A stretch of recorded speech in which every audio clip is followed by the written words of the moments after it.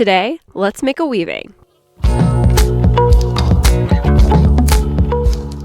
I've got some weavings here that were all made on a loom with either yarn or string. This one was woven on both sides of the loom to make a pouch.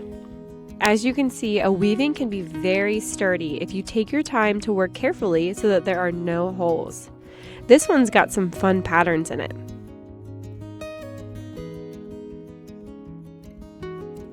And this one reminds me of a poncho a cowboy might wear.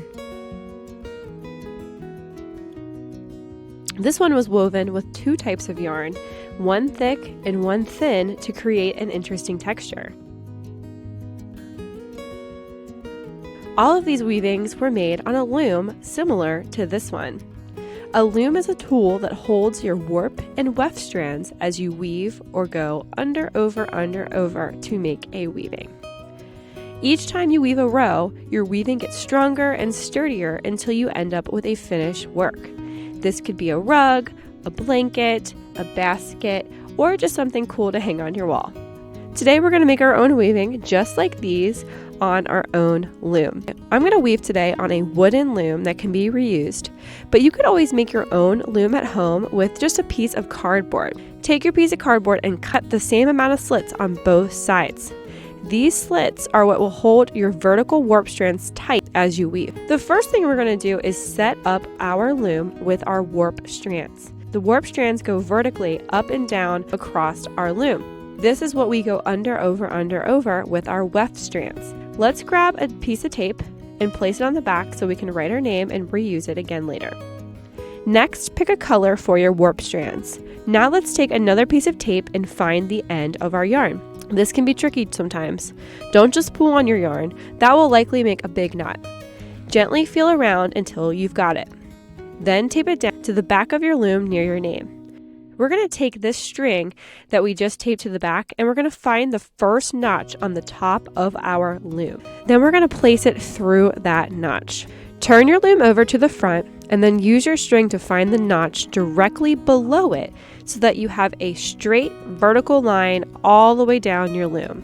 Now let's go through that notch and move over to that notch's neighbor. Put it through the hole of the notch's neighbor, hold it tight, then let's find the notch directly above this one.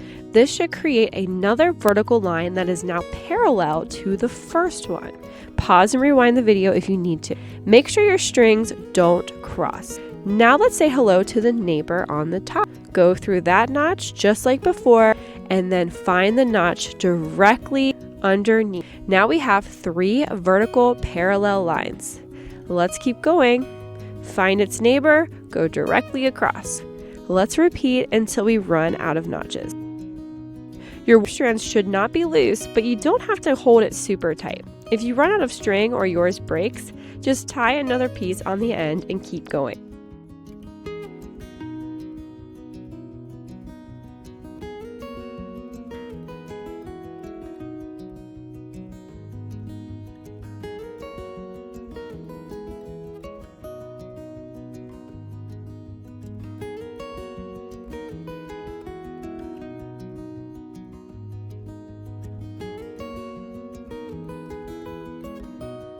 Once all your notches have been used, your loom is ready.